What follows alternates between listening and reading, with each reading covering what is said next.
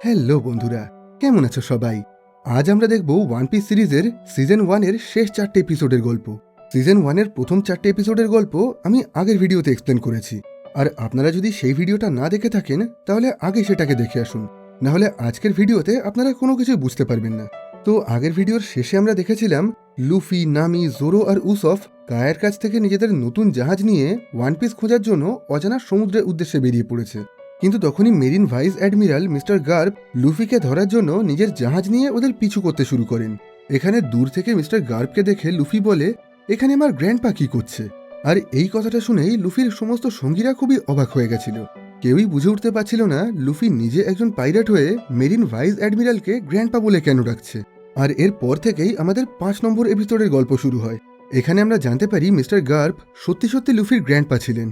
উনি ছোটবেলা থেকেই লুফিকে নিজের মতন করে ভালো শিক্ষা আর ট্রেনিং দিতেন। উনি চাইতেন বড় হয়ে লুফিও যেন ওনার মতন একজন ভালো মেরিন অফিসার হয়ে ওঠে।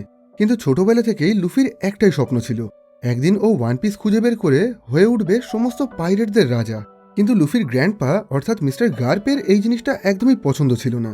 সেজন্য উনি ছোট থেকে সবসময়ই লুফিকে এই কাজটা করা থেকে আটকানোর চেষ্টা করতেন।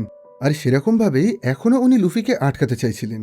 এখন উনি দূর থেকেই কামানের সাহায্যে লুফিদের জাহাজের ওপরে হামলা করে সেটাকে ভেঙে ফেলতে শুরু করেন, যেটা দেখে লুফি নিজের শরীরকে বেলুনের মতন ফুলিয়ে বিশাল বড় করে তোলে, যার ফলে মিস্টার গার্পের জাহাজ থেকে ছোড়া সেই ক্যানন বলগুলো লুফির বড় শরীরে লেগে সেখান থেকে ছিটকে আবার ওনার জাহাজে গিয়ে পড়ে। এই ঘটনায় মিস্টার গার্পের জাহাজের পাল আর মাস্তুল ভেঙে গিয়ে সেটা আর সামনে এগোতে পারছিল না। আর এই সুযোগেই লুফি আর তার সঙ্গীরা ওখান থেকে পালিয়ে সামনে থাকা গভীর কুয়াশার মধ্যে ঢুকে যায়।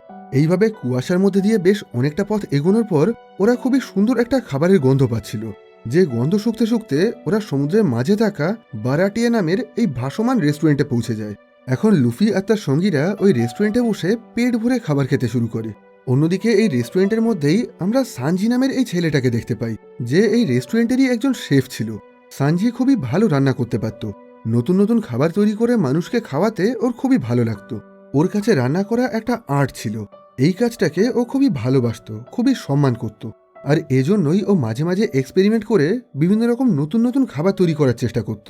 কিন্তু এই জিনিসটা ওই রেস্টুরেন্টের মালিক অর্থাৎ মিস্টার জেফের একদমই পছন্দ ছিল না। উনি চাইতেন এই রেস্টুরেন্টে যেন শুধুমাত্র ওনার পছন্দ মতনই খাবার রান্না করা হয়, সেজন্য উনি সানজিকে কখনোই ওর পছন্দ মতো রান্না করতে দিতেন না। আর এই বিষয়টা নিয়ে মাঝে মাঝেই সানজির সাথে মিস্টার জেফের ঝামেলা বেঁধে যেত। এদিকে দেখা যায় লুফি আর তার সঙ্গীরা এই রেস্টুরেন্ট থেকে পেট ভরে খাবার খেয়ে নিয়েছে, কিন্তু ওদের কাছে এই সমস্ত খাবারের বিল মেটানোর মতন কোনো রকম টাকা ছিল না। তাই এখন খাওয়ার শেষে লুফি মিস্টার জেফকে বলে, এই মুহূর্তে আমার কাছে এই খাবারের বিল মেটানোর মতন টাকা নেই, কিন্তু খুব তাড়াতাড়ি আমি ওয়ান পিস খুঁজে বের করে পৃথিবীর সমস্ত পাইরেটদের রাজা হয়ে উঠব, আর তখন আমার সেই বিশাল সম্পত্তি থেকে আমি আজকের এই খাবারের দামটা সুদ সমেত শোধ করে দেব। এই কথা শুনে মিস্টার জেফ ওর উপরে খুবই রেগে যায়। এখন উনি লুফিকে রান্নাঘরে ধরে নিয়ে গিয়ে ওর শাস্তি হিসাবে ওকে দিয়ে এই রেস্টুরেন্টের সমস্ত এঁটো বাসন মাজাতে শুরু করেন। মিস্টার জেফ বলেন, আজকে তোমরা যত টাকার খাবার খেয়েছো সেই খাবারের টাকাগুলো শোধ করতে গেলে তোমাকে আগামী 1 বছর ধরে এখানে কাজ করতে হবে। এখন লুফি বাধ্য হয়ে মিস্টার জেফের কথা মতন ওই এঁটো বাসনগুলো মাজতে থাকে, যদিও লুফির বাকি বন্ধুদেরকে এই ঘটনায় কোনো রকম শাস্তি দেওয়া হয় না। এখন নামি, জোরো আর উসফ ওই রেস্টুরেন্টের আশেপাশেই ঘোরাঘুরি করে লুফির ফিরে আসার জন্য অপেক্ষা করছিল। অন্যদিকে দেখা যায় মিস্টার গার্প এখন যেভাবেই হোক লুফিকে ধরতে চাইছিলেন, সেজন্য এখন উনি ড্রাকুল মিহক নামের এই পাইরেটটার সঙ্গে যোগাযোগ করে তার কাছে সাহায্য চায়। মিহক হলো পৃথিবীর সবচেয়ে ভালো আর শক্তিশালী তলোয়ারবাজ। ওর কাছে ইউরু নামের খুবই বড় একটা তলোয়ার আছে, যেটার সাহায্যে ও বড় বড় জাহাজ থেকে শুরু করে যে কোনো জিনিসকেই চোখের নিমেষে 2 টুকরো করে ফেলতে পারে।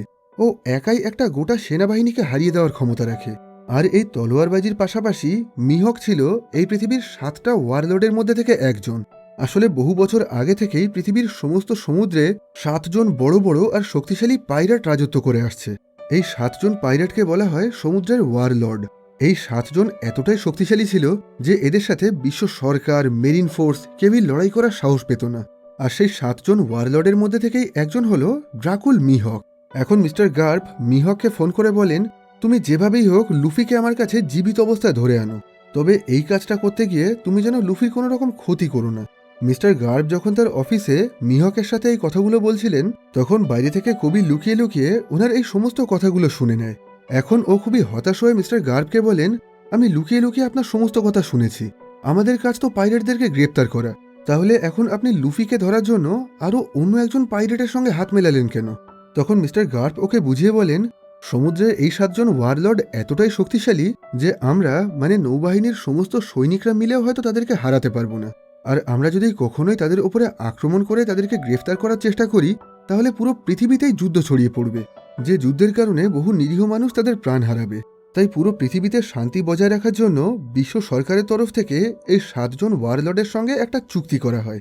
সেই চুক্তি অনুযায়ী এই 7 জন ওয়ারলর্ড নিজেদের ইচ্ছা মতন যা খুশি করতে পারবে, তাদের কোনো কাজেই সরকার বা মেরিন ডিপার্টমেন্ট বাধা দেবে না। কিন্তু তার বিনিময়ে ওদেরকে মাঝে মাঝেই মেরিনদের আর সরকারের হয়ে বেশ কিছু কাজ করে দিতে হবে। আসলে এমন অনেক কাজ আছে যেগুলোকে মেরিন ডিপার্টমেন্ট বা সরকার সরাসরি করতে পারে না, তাই সেই সমস্ত বিশেষ বিশেষ কাজের জন্য এই সমস্ত ওয়ারলর্ডদের কাছে সাহায্য নেওয়া হয়। অন্যদিকে দেখা যায় রান্নাঘরে কাজ করতে করতে লুফি আর সানজির মধ্যে বেশ ভালো বন্ধুত্ব হয়ে গেছে। এখন এরা দুজন নিজেদের মধ্যে অনেক গল্প করে একে অপরকে নিজেদের স্বপ্নের ব্যাপারে জানায়। সানজি বলে, একদিন আমি পৃথিবীর সবচেয়ে ভালো শেফ বা সবচেয়ে ভালো রাঁধুনি হয়ে উঠতে চাই, আর আমার এই স্বপ্ন পূরণ করার জন্য আমাকে অল ব্লুতে যেতে হবে। আসলে পুরো পৃথিবীর সমস্ত সমুদ্রকে 4 ভাগে ভাগ করা হয়েছে, east blue, west blue, north blue আর সাউথ ব্লু। আর সমুদ্রের এই 4টে ভাগ যে জায়গায় গিয়ে একসাথে মিলেছে সেটাকেই বলা হয় অল ব্লু। এই জায়গায় নাকি অনেক ভালো ভালো মশলা, নতুন নতুন মাছ আর বিভিন্ন নতুন নতুন খাবার রয়েছে। আর সেজন্যই সানজি ওই জায়গায় গিয়ে সমস্ত নতুন নতুন জিনিস নিয়ে রান্না করতে চায়। কিন্তু সমস্যা হলো এই অল ব্লু কোথায় রয়েছে সেটা কেউই জানে না। এখানে পৌঁছানো খুবই কঠিন ব্যাপার। বেশিরভাগ মানুষই মনে করে পৃথিবীতে অল ব্লু নামের কোনো জায়গাই নেই। এখন সানজির কথাগুলো শোনার পর লুফি বলে, তাহলে তুমি এই রেস্টুরেন্টে বসে সময় নষ্ট করছো কেন? তুমিও আমাদের সাথে আমাদের জাহাজে করে বেরিয়ে পড়ো। আমরা সবাই তো ওয়ান পিস খোঁজার জন্য বেরিয়েছি। এখন তুমিও অল ব্লুতে যাওয়ার জন্য আমাদের দলে জয়েন করো। এরা দুজন যখন নিজেদের মধ্যে গল্প করছিল তখনই ওখানে একজন অসুস্থ পাইরেট চলে আসে। ওই পাইরেটটা জানায় ও বিগত বহুদিন ধরে সমুদ্রের জলে ভাসতে ভাসতে এই জায়গায় এসে পৌঁছেছে, আর এখন ওর প্রচণ্ড জোরে খিদে পেয়েছে। যেটা শুনে সানজি তাড়াতাড়ি করে ওর জন্য বেশ কিছু খাবার রান্না করে দেয়। আসলে সানজি খুবই ভালো একজন মানুষ ছিল।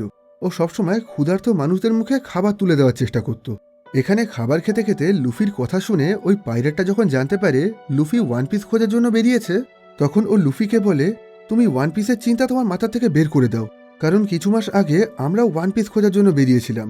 আমাদের দলের ক্যাপ্টেন 5000 জন মানুষ আর 50টা নৌকা নিয়ে ওয়ান পিস খোঁজার জন্য বেরিয়েছিল, কিন্তু রাস্তায় যাওয়ার পথে আমাদের সমস্ত জাহাজ ভেঙে গিয়ে সবাই জলে ডুবে মারা গেছে। ওই 5000 লোকের মধ্যে থেকে শুধুমাত্র আমি একাই বেঁচে আছি, আর আমি সেখান থেকেই বহুদিন ধরে সমুদ্রের জলে ভাসতে ভাসতে এখানে এসে উঠেছি। এখানে এই কথাটা শোনার পরেও লুফির মনে একটুও ভয় ছিল না।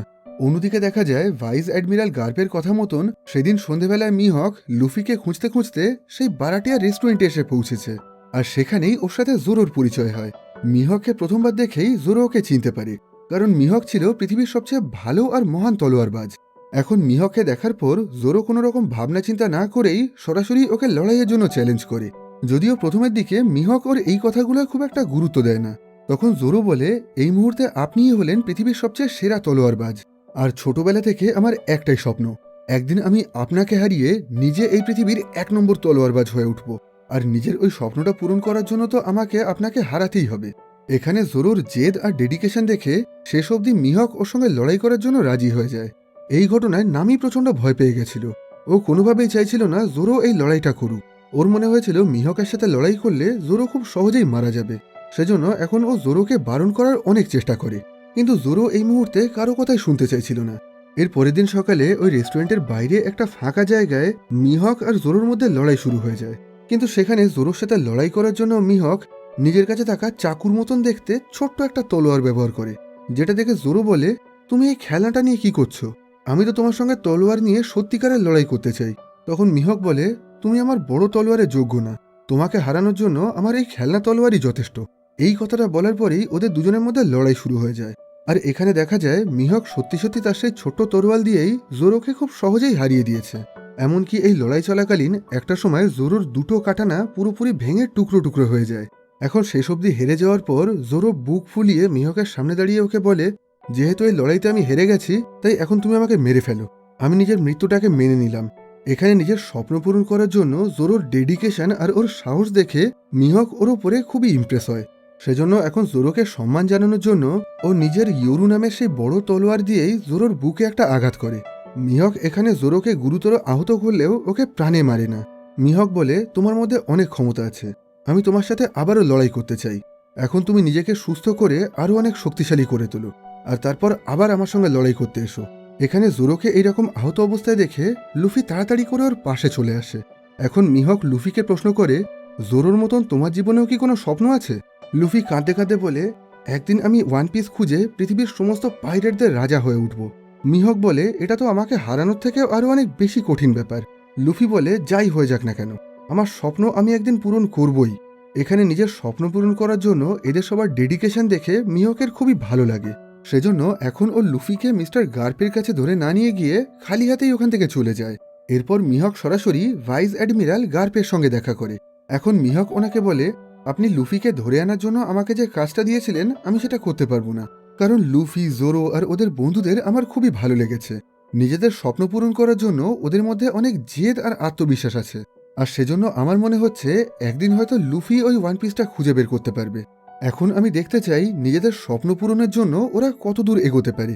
এই কথা শুনে এখন মিস্টার গার্প খুবই রেগে যান। এখন উনি ঠিক করে নেন মিহক ওনাকে এই কাজে সাহায্য না করলে উনি নিজের সেনাবাহিনী নিয়ে একা একাই লুফিকে আটকানোর চেষ্টা করবেন। অন্যদিকে দেখা যায় মিহকের তলোয়ারের আঘাতে জোরো এখন প্রচণ্ড আহত হয়ে গিয়ে ওর শরীর থেকে বেশ অনেকটা রক্ত বেরিয়ে ও অজ্ঞান হয়ে পড়ে আছে। ওকে এই অবস্থায় দেখে লুফি, নামি, উসফ প্রত্যেকেই খুবই চিন্তায় পড়ে যায়। জোরোকে বাঁচাতে গেলে ওদের এখনই একজন ডাক্তারের প্রয়োজন। সেজন্য এখন লুফি তাড়াতাড়ি করে জেফ আর সানজির কাছে সাহায্য চায়। কিন্তু সমস্যা হলো এই এলাকায় বা এর আশেপাশে কোথাও কোনো ডাক্তার নেই। তাই এখন জেফ বাধ্য হয়ে নিজেই জোরোর শরীরে কেটে যাওয়া ক্ষত জায়গাগুলোকে সেলাই করে সেগুলোকে জুড়ে দেয়, আর তারপর সেই ক্ষত জায়গার ওপরে ও মাছের ছাল লাগিয়ে দেয়। জেফ জানায় এটা নাকি পাইরেটসদের খুবই পুরানো একটা টেকনিক। ক্ষত জায়গার ওপরে এইভাবে মাছের ছাল লাগিয়ে রাখলে সেটা নাকি খুব তাড়াতাড়ি ঠিক হয়ে যায়। এখন জেফ বলে, আমি জোরোর শরীরের সমস্ত ক্ষত জায়গাগুলোকে জুড়ে সেলাই করে দিয়েছি, কিন্তু যেহেতু ওর শরীর থেকে প্রচুর পরিমাণ রক্ত বেরিয়ে গেছে তাই এখন ওর বাঁচার সম্ভাবনা খুবই কম। এখানে জোরোকে এই অবস্থায় দেখে লুফি আর নামি দুজনেই খুবই চিন্তায় পড়ে গেছিল। এই ঘটনার পর থেকে ওদের মধ্যে থেকে কেউ না কেউ সবসময়ের জন্য জোরোর পাশে বসে ওর খেয়াল রাখার চেষ্টা করত। এরকম ভাবেই একদিন লুফি, উসফ আর সানজি জোরোর পাশে বসে নিজেদের মধ্যে গল্প করছিল। আর এখানেই গল্প করতে করতে সানজি এদেরকে নিজের ছোটবেলার একটা কাহিনী শোনায়। সানজি বলে, আজ থেকে 9 বছর আগে আমি যখন ছোট ছিলাম তখন আমি অরবিট নামের একটা জাহাজে ট্রেনি শেফ হিসাবে রান্না করার কাজ করতাম। সেই ছোটবেলা থেকেই সানজির স্বপ্ন ছিল একদিন ও অল ব্লুতে গিয়ে পৃথিবীর সবচেয়ে ভালো ভালো খাবার রান্না করবে। কিন্তু একদিন হঠাৎ করেই ওদের জাহাজে বেশ কিছু পাইরেটসরা হামলা করে। যে পাইরেটসদের ক্যাপ্টেনের নাম ছিল জেফ। আসলে জেফ একটা সময় খুবই নামকরা আর বড় একজন পাইরেট ছিল। এখন ওই জাহাজের মধ্যে লুটপাট চালাতে চালাতে জেফ ওই জাহাজের রান্নাঘরে সানজির রান্না করা একটা খাবার দেখতে পায়, যে খাবারটা জেফের খুব একটা পছন্দ হয় না। সেজন্য ও ওই খাবারের খুবই নিন্দা করতে শুরু করে। এই সময় সানজি ওই রান্নাঘরের ভিতরেই একটা জায়গায় লুকিয়েছিল।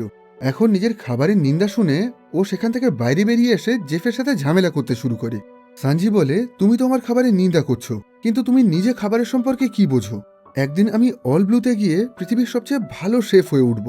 এরা দুজন যখন নিজেদের মধ্যে কথা বলছিল তখনই এদের জাহাজটা একটা বিশাল বড় সমুদ্রের ঝড়ের মধ্যে ফেসে গিয়ে সেটা ভেঙে টুকরো টুকরো হয়ে যায়।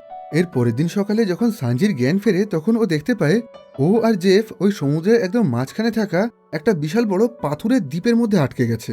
জেফ জানায় আগের রাতে ওই বিশাল ঝড়ের কারণে এদের দুজনের জাহাজ ভেঙে গিয়ে সবাই জলে ডুবে মারা গেছে। এখন শুধুমাত্র এরা দুজনই বেঁচে আছে।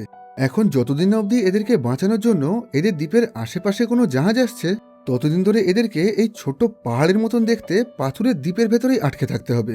এখন দেখা যায় জেফের কাছে দুটো খাবারের ব্যাগ ছিল, যার মধ্যে থেকে ও বড় ব্যাগটা নিজের কাছে রেখে ছোট্ট একটা খাবারের ব্যাগ সানজিকে দিয়ে বলে, তুমি এই খাবারগুলোকে সাবধানে অল্প অল্প করে খেও, কারণ এইগুলো ছাড়া আমাদের কাছে আর কোনো খাবার নেই।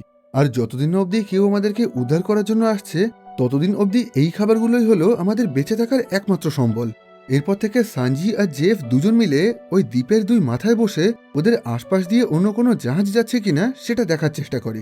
এখন থেকে সানজি নিজের সমস্ত খাবারগুলো গুছিয়ে রেখে প্রত্যেক দিন খুবই অল্প অল্প করে খাচ্ছিল। এইভাবে অপেক্ষা করতে করতে 70 দিনেরও বেশি সময় কেটে যায়, কিন্তু এখনও ওদেরকে বাঁচানোর জন্য ওদের আশেপাশে কোনো জাহাজ আসেনি। অথচ সানজির কাছে থাকা সমস্ত খাবার অনেক আগেই শেষ হয়ে গেছে।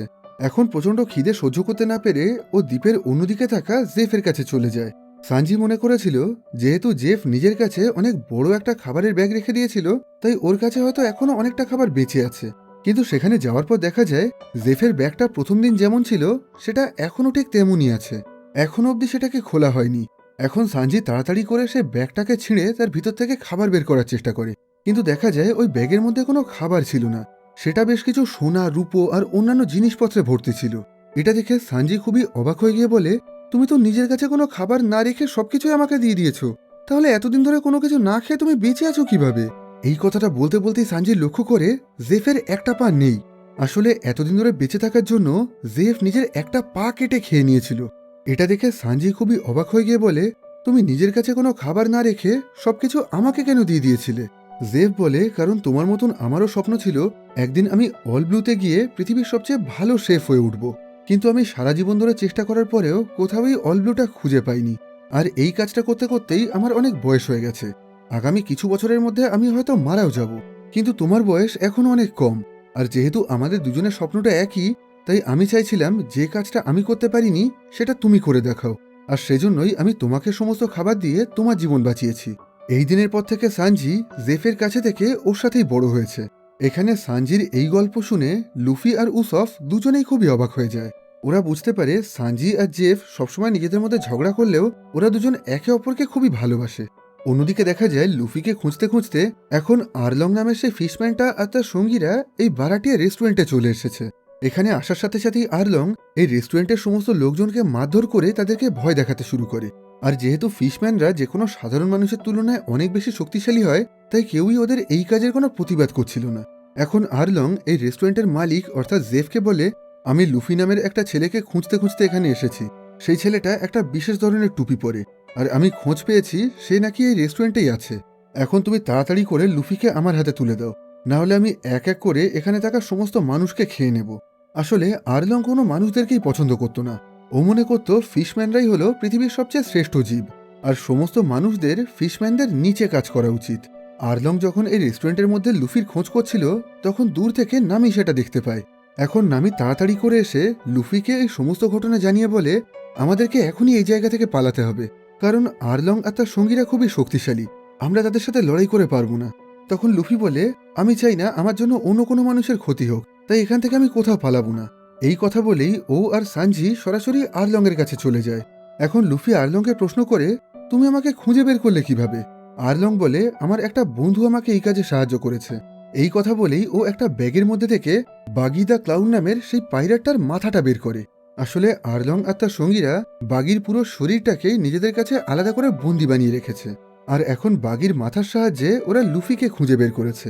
যেহেতু বাগি নিজের শরীরের সমস্ত অংশগুলোকে টুকরো টুকরো করে আলাদা করতে পারে, তাই বাগি নিজের একটা কান লুফির টুপির মধ্যে লুকিয়ে রেখেছিল, আর সেই কানের সাহায্যেই ও এতদিন ধরে এদের সমস্ত কথা শুনে এই জায়গায় চলে এসেছে। এখন বাগি বলে, আরলং এর সাথে আমার চুক্তি হয়েছে, আমি যদি তোমাদেরকে খুঁজে দেই তাহলে ও আমার বাকি শরীরটা আমাকে ফিরিয়ে দেবে। এবার আরলং লুফিকে বলে, তোমার কাছে গ্র্যান্ড লাইনের যে ম্যাপটা আছে আমি সেটা চাই, আর এতদিন ধরে তুমি এই এলাকায় যা লুটপাট চালিয়েছ তার অর্ধেকটা আমাকে দিতে হবে, কারণ এই পুরোটাই হলো আমার এলাকা। আরলং যখন লুফিকে হুমকি দিচ্ছিল, তখন পিছন থেকে জেফ ওর দিকে একটা গুলি চালায়, কিন্তু দেখা যায় আরলং এর চামড়া এতটাই মোটা ছিল যে এই গুলিতে ওর কোনো ক্ষতি হয়নি। এখন আরলং এর বাকি সঙ্গীরা রেগে গিয়ে জেফকে মারধর করতে শুরু করে, যেটা দেখে সানজি আর লুফি দুজনেই এদের সঙ্গে লড়াই করতে শুরু করে দেয়। এখানে দেখা যায় সানজি একজন সাধারণ মানুষ হলেও ও খুবই ভালো লড়াই করতে পারত। এই লড়াই করতে করতে আরলং আর লুফি ওই রেস্টুরেন্ট থেকে বাইরে বেরিয়ে আসে। একটা সময় লুফি আরলংকে মারতে মারতে প্রায় হারিয়ে দিয়েছিল, কিন্তু তখনই আরলং হঠাৎ করে লুফির গায়ে বেশ অনেকটা সমুদ্রের জল ছিটিয়ে দেয়। আর যেহেতু সমুদ্রের জল লুফির সবচেয়ে বড় দুর্বলতা ছিল, তাই এখন ও খুবই অসহায়ভাবে মাটিতে পড়ে যায়। এখন আরলং লুফিকে কামড়ে খেয়ে প্রায় ওকে মেরে ফেলতে যাচ্ছিল, কিন্তু তখনই দূর থেকে নামি ওকে বলে, লুফিকে মারার কোনো দরকার নেই, তোমরা যেটা চাইছিলে আমি সেটা পেয়ে গেছি। সেই গ্র্যান্ড লাইনের ম্যাপটা এখন আমার কাছে আছে, এখন চলো আমরা এই ম্যাপটা নিয়ে চলে যাই। এখানে নামির এই কথা শুনে লুফি খুবই অবাক হয়ে যায়, আর এখান থেকে আমরা জানতে পারি নামি আসলে এতদিন ধরে আরলং এর হয়ে কাজ করছিল। এমনকি ওর হাতে আরলং এর দলের একটা ট্যাটুও করা ছিল, আর আরলং এর কথা মতনই ও মেরিন বেস ক্যাম্প থেকে এই গ্র্যান্ড লাইনের ম্যাপটা চুরি করার জন্য গেছিল। এখানে নামির এই কথাগুলো শুনে লুফির যেন কোনোভাবেই বিশ্বাস হচ্ছিল না। ও কোনোভাবেই বিশ্বাস করতে পারছিল না নামি ওকে ধোকা দিয়েছে। ও আসলে আরলংদের দলে কাজ করে। এখন নামি আরলংকে বলে, তুমি যেটা চাইছিলে সেটা তো তুমি পেয়ে গেছো, তাই এখন লুফিকে মারার আর কোনো দরকার নেই। এখানে নামির কথা শুনে আরলং লুফিকে না মেরে ওকে সমুদ্রের জলের মধ্যে ফেলে দিয়ে ওখান থেকে চলে যায়। কিন্তু লুফি ওই সমুদ্রের জলে তলিয়ে যাওয়ার আগেই ওখানে সানজি এসে ওকে জল থেকে তুলে ওর জীবন বাঁচিয়ে নেয়। এখন এই আহত অবস্থাতেও লুফি প্রশ্ন করে নামি এখন কোথায় আছে। তখন পাশের থেকে উসফ বলে, নামি আমাদেরকে ধোকা দিয়ে ওই গ্র্যান্ড লাইনের ম্যাপটা নিয়ে আরলংদের সাথে চলে গেছে। এই কথাটা শুনে লুফি খুবই হতাশ হয়ে যায়। এরপর একটু সুস্থ হয়ে ও অজ্ঞান হয়ে পড়ে থাকা জোরোর পাশে বসে ওকে বলে, আজকে যদি তুমি সুস্থ থাকতে তাহলে আজকের লড়াইটা হয়তো আমরা জিতে যেতাম। আজ আরলং আর তার সঙ্গীরা আমাদেরকে হারিয়ে আমাদের কাছ থেকে গ্র্যান্ড লাইনের ম্যাপটা নিয়ে গেছে, আর ওরা নামিকেও নিজেদের সাথে ধরে নিয়ে গেছে। আমি আমার একটা বন্ধুকে তো হারিয়েছি, কিন্তু আমি তোমাকে আর কোনোভাবেই হারাতে চাই না। আমি চাই তুমি এখনই সুস্থ হয়ে ওঠো। এখন আমার তোমার সাহায্যের খুবই প্রয়োজন। লুফি এই কথাটা বলতে বলতেই জোরোর জ্ঞান ফিরে আসে। জোরো বলে, আমি অসুস্থ অবস্থায় শুয়ে শুয়ে তোমার সমস্ত কথা শুনতে পেয়েছি। এখন আমি তোমাকে কথা দিচ্ছি, আমি সারাটা জীবন তোমার সঙ্গে থাকবো, আর ওই ওয়ান পিসটা খুঁজতে তোমাকে সাহায্য করব। এখানে জোরোকে সুস্থ অবস্থায় দেখে লুফি খুবই খুশি হয়ে ওকে জড়িয়ে ধরে। এরপর লুফি আর তার সঙ্গীরা এই জায়গা থেকে যাওয়ার প্রস্তুতি নিতে শুরু করে। এই খবরটা জানার পর এখন জেফ সানজিকেও লুফিদের সাথে চলে যেতে বলে। জেফ বলে, আমার তো অনেক বয়স হয়ে গেছে, আমি এই রেস্টুরেন্ট ছেড়ে কোথাও যেতে পারবো না, কিন্তু আমি চাই তুমি সেই অলব্লুটা খুঁজে বের করে সেখানে গিয়ে একজন ভালো শেফ হয়ে ওঠো। আর যে স্বপ্নটাকে আমি পূরণ করতে পারিনি সেটাকে তুমি পূরণ করো। যদিও প্রথমের দিকে সানজি কোনোভাবেই জেফকে ছেড়ে যেতে চাইছিল না, কারণ জেফ ওর বাবার মতন ছিল। কিন্তু জেফ অনেক জোর করায় সানজি শেষ অবধি লুফিদের সঙ্গে যাওয়ার জন্য রাজি হয়ে যায়। এখন সানজি সারা জীবনের মতন জেফ আর তার এই রেস্টুরেন্টটাকে বিদায় জানিয়ে এখান থেকে চলে যায়। তবে এই ঘটনায় সানজি আর জেফ এদের দুজনেরই খুবই মন খারাপ হয়ে গেছিল। এখন লুফি ঠিক করে এই জায়গা থেকে বেরিয়ে ওরা সবার আগে নামিকে খুঁজে বের করবে, আর তারপর ওরা আরলংয়ের কাছ থেকে নিজেদের গ্র্যান্ড লাইনে সে ম্যাপটাও নিয়ে আসবে। এখন লুফির মনে হচ্ছে নামি সত্যি সত্যি একজন ভালো মেয়ে, আর ও হয়তো কোনো কারণে বাধ্য হয়ে জোর করে আরলংদের সাথে কাজ করছে। এখন নামিকে খোঁজার জন্য লুফি সেই বাগিদা ক্লাউনের সাহায্য নেয়। আসলে আরলং আর তার সঙ্গীরা গ্র্যান্ড লাইনের ম্যাপ নিয়ে ওখান থেকে চলে যাওয়ার সময় বাগির মাথাটাকে ওখানেই ফেলে রেখে এসেছিল। অন্যদিকে দেখা যায় নামি এখন ওই আরলংদের দলের সাথে বেশ ভালোই রয়েছে। কিন্তু এখন প্রশ্ন হলো, নামি একজন সাধারণ মানুষ হয়ে এই সমস্ত ফিশম্যানদের দলে এলো কিভাবে? আরলং তো কোনো সাধারণ মানুষকে পছন্দ করে না। আর এখান থেকেই আমরা নামির ছোটবেলার একটা কাহিনী দেখতে পাই। আজ থেকে ৮ বছর আগে নামি যখন ছোট ছিল তখন ও নিজের সৎ মা আর সৎ বোনের সঙ্গে কোকো ভিলেজ নামের একটা গ্রামে থাকতো। নামির পরিবার খুবই গরিব ছিল, ওদের কাছে খুব বেশি টাকা পয়সা ছিল না। সেজন্য ছোটবেলা থেকে নামি মাঝে মাঝেই ওদের গ্রামের একটা দোকান থেকে বিভিন্ন রকম ম্যাপের বই চুরি করত। ওর নতুন নতুন জায়গার ম্যাপ দেখতে, সেগুলোকে নেভিগেট করতে আর সেগুলো ছবি আঁকতে খুবই ভালো লাগতো। এইভাবে সবকিছু বেশ ভালোই কাটছিল। কিন্তু একদিন হঠাৎ করেই আরলং আর তার সঙ্গীরা নামিদের এই গ্রামে হামলা করে।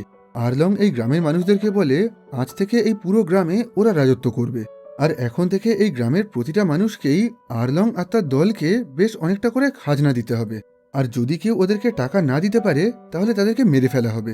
এই কথা বলি আরলং আর তার সঙ্গীরা গ্রামের সমস্ত বাড়ি থেকে টাকা উসুল করতে শুরু করে। কিন্তু নামির মায়ের কাছে বেশি টাকা ছিল না, তাই এখন উনি নিজের কাছে জমানো সমস্ত টাকা দিয়ে নিজের 2 মেয়ের জীবন বাঁচিয়ে নিজে ইচ্ছা করেই আরলংয়ের হাতে মারা যায়। ছোট্ট বয়সেই নামি আর তার বোন নিজেদের মাকে নিজেদের চোখের সামনেই মারা যেতে দেখে। এখন প্রশ্ন হলো, আরলং তো নামির চোখের সামনেই নামির মাকে গুলি করে মেরে ফেলেছিল, তাহলে নামি এখন সেই আরলংয়ের দলেই কাজ করছে কেন? আসলে এই দিনের পর থেকে এই গ্রামের সমস্ত মানুষরা আরলংদের গোলাম হয়ে গেছিল। তাদেরকে প্রতি মাসেই আরলংদের দলকে একটা মোটা টাকার খাজনা দিতে হতো। এখন ছোট নামি ঠিক করে নেয় ও নিজের মাকে তো বাঁচাতে পারিনি, কিন্তু ও নিজের গ্রামের মানুষদেরকে বাঁচাবে। সেজন্য একদিন ও আরলংয়ের কাছে গিয়ে ওর সাথে ওর দলে কাজ করার প্রস্তাব জানায়। প্রথমের দিকে আরলং বলে, তোমার মতন একটা বাচ্চা মেয়েকে আমি আমার দলে রাখবো কেন? আর তাছাড়া তুমি তো একটা মানুষ, আর আমি মানুষদেরকে একদমই পছন্দ করি না। তখন নামি বলে, আমি খুবই ভালোভাবে ম্যাপ পড়তে আর ম্যাপ তৈরি করতে পারি, আর এই পুরো সমুদ্রের রাজত্ব করতে গেলে তোমার অনেক ম্যাপের প্রয়োজন। আমি তোমাকে নতুন নতুন জায়গার ভালো ভালো ম্যাপ তৈরি করে দিয়ে এই পুরো সমুদ্রের রাজত্ব করতে সাহায্য করব। তবে আমার একটা শর্ত আছে, আমার এই সাহায্যের জন্য তুমি আমার গ্রামটাকে পুরোপুরি ছেড়ে দেবে। আমার গ্রামের মানুষদের ওপরে কখনোই কোনো রকম অত্যাচার করবে না, তাদের থেকে আর কোনো রকম খাজনা নেবে না। যেটা শুনে আরলং বলে, তুমি যদি তোমার গ্রামটা বাঁচাতে চাও তাহলে 10 কোটি বেরি দিয়ে তোমার গ্রামটা আমার থেকে কিনে নিও। টাকা, ডলার আর ইউরোর মতন বেরি হলো এখানকার কারেন্সি। 10 কোটি বেরি খুবই বড় একটা অ্যামাউন্ট ছিল। যেটাকে জোগাড় করা ছোট্ট নামির পক্ষে কোনোভাবেই সম্ভব ছিল না। কিন্তু তারপরেও ও বেশি ভাবনা চিন্তা না করে আরলংয়ের এই শর্তে রাজি হয়ে যায়। আর এরপর থেকে নিজের গ্রামকে বাঁচানোর জন্যই নামি আরলংয়ের দলে কাজ করতে শুরু করে।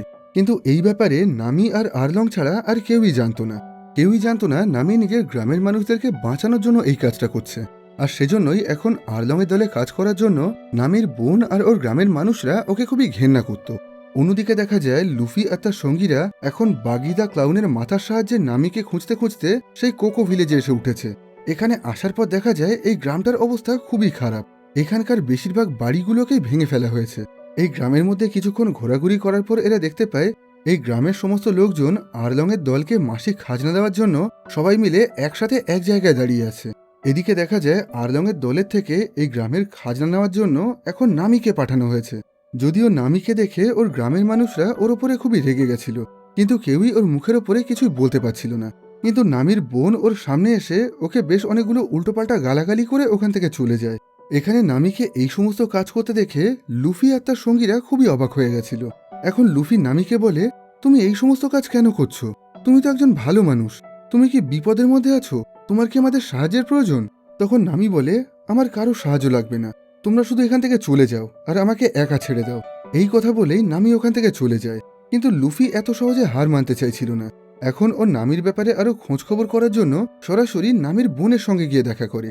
এখন নামির বোন এদেরকে নামির ছোটবেলার সমস্ত কাহিনী জানায়, যে কিভাবে আরলং আর তার সঙ্গীরা এই গ্রামের টাকা নেওয়ার জন্য এসে ওদের মাকে মেরে ফেলেছিল। আর সেই কথাটা জানার পরেও নামি এখনো আরলংদের দলে কাজ করে, যে কারণে নামির বোন আর ওর গ্রামের মানুষরা ওকে একদমই পছন্দ করে না। এদিকে দেখা যায় ভাইস অ্যাডমিরাল গার্প এখন নিজের সমস্ত সেনাবাহিনী নিয়ে লুফিকে খুঁজতে খুঁজতে সেই বারাটিয়া রেস্টুরেন্টে চলে এসেছে। সেখানে মিস্টার গার্প জেফের কাছ থেকে লুফি আর তার সঙ্গীদের ব্যাপারে জানতে চায়, কিন্তু জেফ ওদেরকে কোনোভাবেই সাহায্য করতে চাইছিল না। ও বলে, আপনি যাদেরকে খুঁজছেন আমি তাদেরকে কখনোই দেখিনি, আর তাদের ব্যাপারে আমি কিছুই জানি না। উপরন্তু জেফ এখন এদেরকে বেশ কিছু সুস্বাদু খাবার খাইয়ে মিস্টার গার্প আর তার সঙ্গীদেরকে এই রেস্টুরেন্টের মধ্যে ব্যস্ত রেখে দেন। কিন্তু এসব কিছুর মধ্যে কবি আর হেলমেপো ওই রেস্টুরেন্টের একজন কর্মচারীর সঙ্গে গল্প করতে করতে তার কাছ থেকে লুফি আর তার সঙ্গীদের ব্যাপারে জানতে পারে। ওই কর্মচারীটা এদের দুজনকে জানিয়ে দেয় যে লুফি আর তার সঙ্গীরা এখন নামিকে বাঁচানোর জন্য কোকো ভিলেজের দিকে গেছে। এটা শুনে খুবই তাড়াতাড়ি করে মিস্টার গার্পকে এই খবরটা জানিয়ে দেয়। আর এরপর সমস্ত মেরিন্সরা লুফিকে ধরার জন্য সেই কোকো ভিলেজের দিকে এগোতে শুরু করে। অন্যদিকে দেখা যায় আরলং আর তার সঙ্গীরা এখন তাদের ঠিকানায় বসে পার্টি করছে। ওদের এই ঠিকানার নাম ছিল আরলং পার্ক। এখন হঠাৎ করেই ওই আরলং পার্কে বেশ কিছু মেরিন অফিসারেরা চলে আসে, যে অফিসারদের ক্যাপ্টেনের নাম ছিল মিস্টার নেজুমি। প্রথমের দিকে মনে হচ্ছিল মিস্টার নেজুমি আর তার দল হয়তো আরলং আর তার সঙ্গীদেরকে এখানে গ্রেপ্তার করার জন্য এসেছেন, কিন্তু পরে জানা যায় মিস্টার নেজুমি এখানে আরলংয়ের কাছ থেকে ঘুষের টাকা নেওয়ার জন্য এসেছিল। আসলে মিস্টার নেজুমি একজন ঘুষখোর মেরিন অফিসার ছিলেন। উনি একটা মোটা টাকা ঘুষের বিনিময়ে আরলং আর তার সঙ্গীদেরকে এই ইস্ট ব্লুর সমস্ত দ্বীপে লুটপাট চালিয়ে সেখানকার সমস্ত গ্রামে আগুন ধরিয়ে মানুষকে মারধর করার মতন সমস্ত রকম বেআইনি কাজ করতে দিতেন। এখন প্রতি মাসের মতন এই মাসেও ক্যাপ্টেন নেজুমি আরলংয়ের কাছ থেকে নিজের ঘুষের টাকা নিয়ে এখান থেকে চলে যান। এরপর নামি আরলংকে বলে, তোমার সাথে আমার যে চুক্তি হয়েছিল সেই চুক্তি অনুযায়ী আমি 10 কোটি বেরি জোগাড় করে ফেলেছি।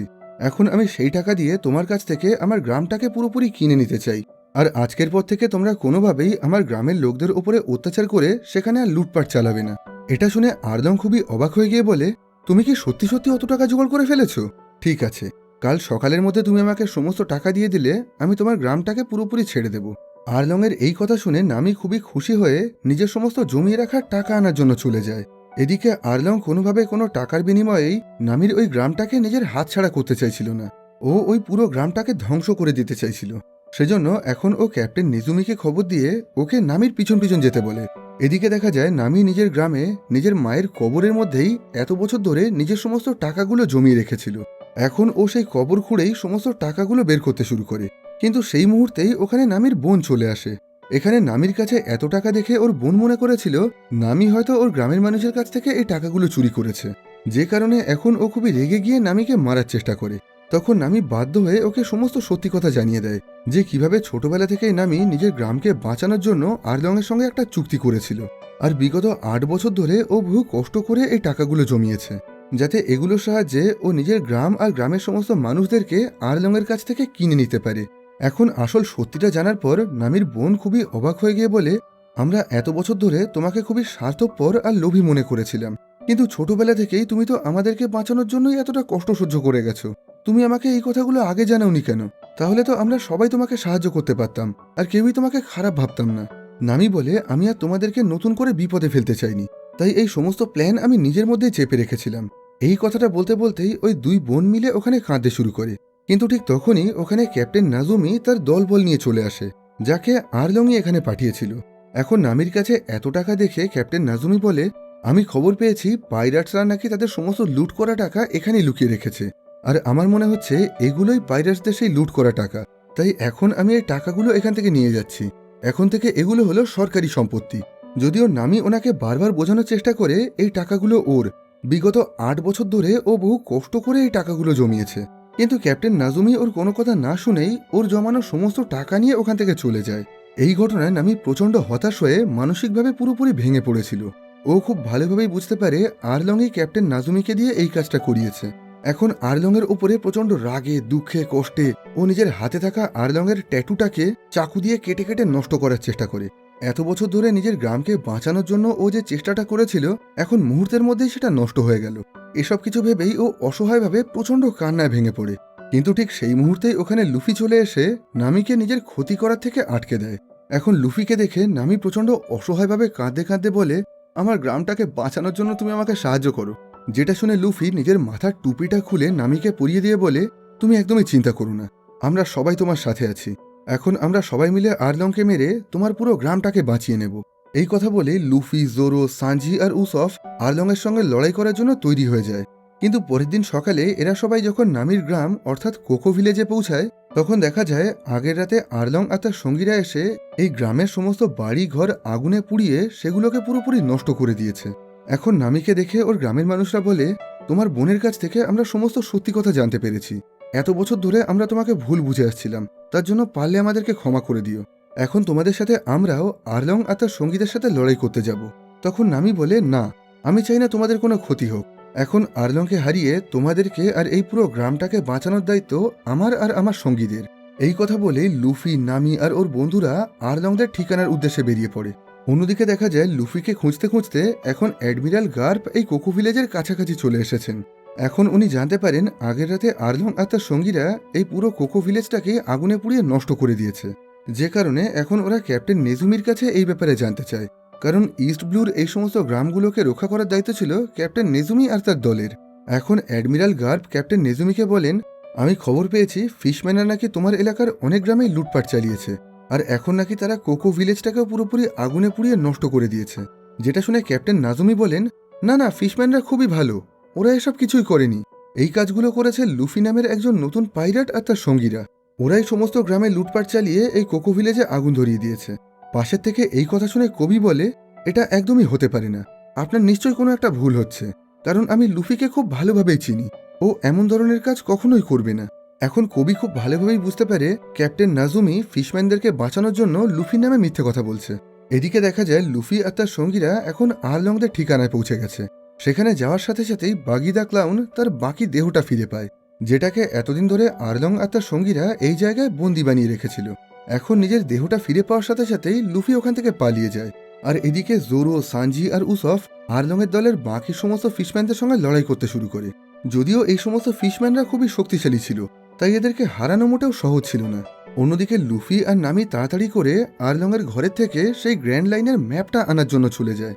সেখানে যাওয়ার পর দেখা যায় ওই পুরো ঘরের সমস্ত দেয়ালে বিভিন্ন রকমের আলাদা আলাদা ম্যাপ রয়েছে, যেগুলোকে বিগত বহু বছর ধরে নামি আরলংয়ের জন্য তৈরি করেছিল। এখন এরা সেই গ্র্যান্ড লাইনের ম্যাপটা নিয়ে ওখান থেকে পালানোর আগেই আরলং চলে আসে। এখন আরলং নামিকে বলে, যেহেতু তুমি আমার সাথে বিশ্বাসঘাতকতা করে আমার কাছ থেকে এই ম্যাপটা চুরি করার জন্য এসেছো, তাই এখন আমি তোমাকে আর তোমার বন্ধুদেরকে মেরে ফেলবো, আর তারপর তোমার তৈরি করা এই সমস্ত ম্যাপের সাহায্যে আমি পুরো পৃথিবীতে রাজত্ব করব। এই কথা বলেই আরলং নামিকে মারার চেষ্টা করে, কিন্তু এখন লুফি আরলংয়ের সঙ্গে লড়াই শুরু করে দিয়ে নামিকে সেই গ্র্যান্ড লাইনের ম্যাপটা নিয়ে ওখান থেকে চলে যেতে বলে। এখন একদিকে লুফি আর আরলং লড়াই করছিল, আর অন্যদিকে জোরো আর সানজি মিলে আরলংয়ের বাকি সঙ্গীদেরকে মারছিল। এখন বহু কষ্ট করে জোরো আর সানজি আরলংয়ের বাকি সমস্ত সঙ্গীদেরকে হারিয়ে দিলেও লুফি কোনোভাবেই আরলংকে হারাতে পারছিল না, কারণ আরলং খুবই শক্তিশালী ছিল। এখন বেশ কিছুক্ষণ ভাবনা চিন্তা করার পর লুফির মাথায় একটা আইডিয়া আসে। লুফি ঠিক করে নেয় যেহেতু ও আর্লংকে হারাতে পারছে না, তাই এখন ও আর্লংয়ের এই পুরো ঘরটাকেই ভেঙে দেবে, যে ঘরের মধ্যে এত বছর ধরে নামির তৈরি করা সমস্ত ম্যাপগুলো রাখা ছিল। একবার এই ম্যাপগুলো নষ্ট হয়ে গেলে আর্লং আর কোনোভাবেই সমুদ্রের নতুন নতুন দ্বীপে গিয়ে সেখানে লুটপাট চালিয়ে মানুষের উপরে অত্যাচার করতে পারবে না। আর এই ম্যাপগুলো না থাকলে ও আর পুরো সমুদ্রের রাজত্বও করতে পারবে না। এখন প্ল্যান মতন লুফি জোরে জোরে ঘুষি মেরে ওই ঘরের সমস্ত দেয়াল আর পিলারগুলোকে ভেঙে ফেলে, যার ফলে সমস্ত ম্যাপ ছিঁড়ে ফেটে গিয়ে ওই বাড়িটা ভেঙে পড়তে শুরু করে। আর একদম শেষে লুফি নিজের পাটাকে লম্বা করে আকাশ অবধি তুলে সেটার সাহায্যে আর্লংকে বিশাল জোরে একটা লাথি মারে, যার ফলে এই পুরো বিল্ডিংটাই ওদের দুজনের ওপরে ভেঙে পড়ে। এটা দেখে লুফির বন্ধুরা ওকে নিয়ে খুবই চিন্তায় পড়ে গেছিল, কিন্তু ঠিক সেই মুহূর্তেই লুফি ওই ধ্বংসস্তূপের মধ্যে থেকে লাফ মেরে বাইরে বেরিয়ে আসে, যেটা দেখে এরা সবাই খুবই স্বস্তির নিঃশ্বাস ফেলে। এখন অবশেষে নামি আর্লংকে হারিয়ে নিজের পুরো গ্রামটাকে স্বাধীন করে নিয়েছিল।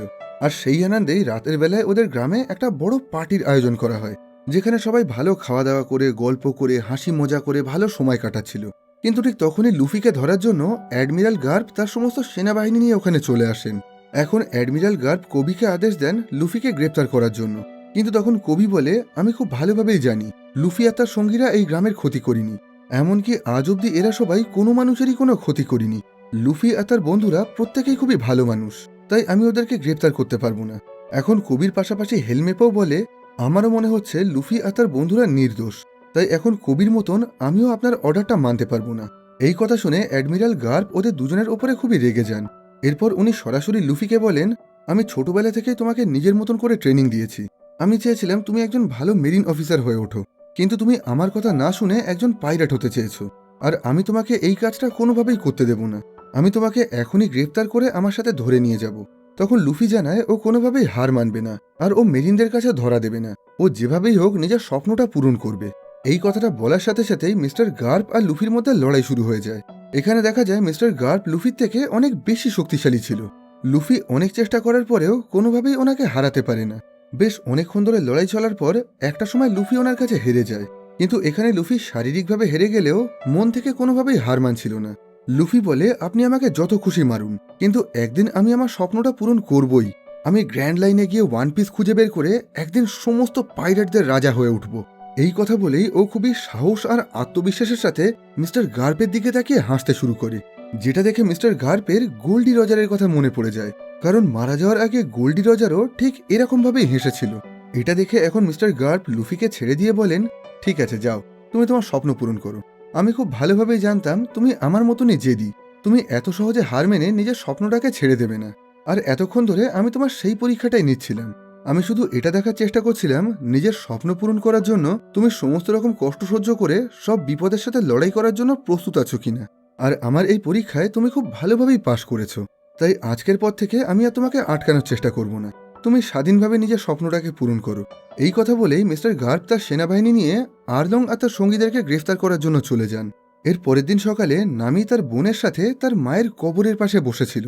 অবশেষে এত বছর ধরে চেষ্টা করে ও নিজের গ্রামটাকে আর্লংদের কাছ থেকে স্বাধীন করতে পেরেছিল। এখন ও নিশ্চিন্ত মনে নিজের বোনকে বিদায় জানিয়ে লুফি আর ওর বন্ধুদের সঙ্গে সেই ওয়ান পিস খোঁজার জন্য বেরিয়ে পড়ে।